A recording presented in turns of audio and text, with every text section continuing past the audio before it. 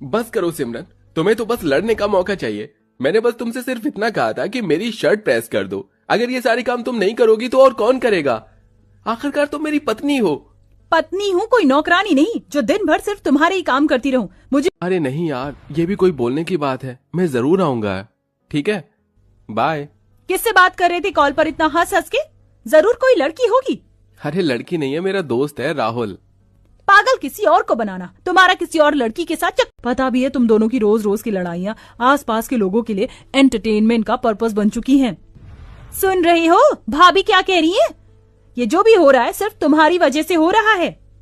सिमरन गुस्से में अपनी बनाई हुई सब्जी फेंक कर अपने कमरे। बॉस है या मेरी सौतन?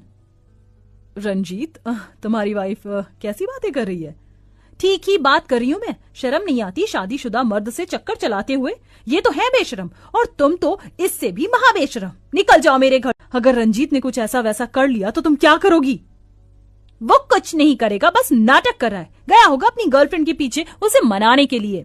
उस पूरी रात रंजीत घर नहीं आता, जिसके चलते सभी लोग काफी परेशान होते हैं। ना जाने। मुंह संभाल कर बात करो सौतन जी, मैं अब इस घर की बहू हूँ, समझी? चलिए जी, अब हम अंदर चलते हैं।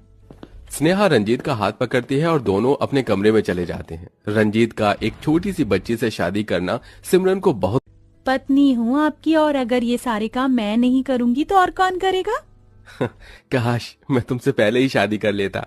हाँ हाँ, क्यों नहीं? जब ये पैदा हुई थी तभी इससे शादी कर लेते।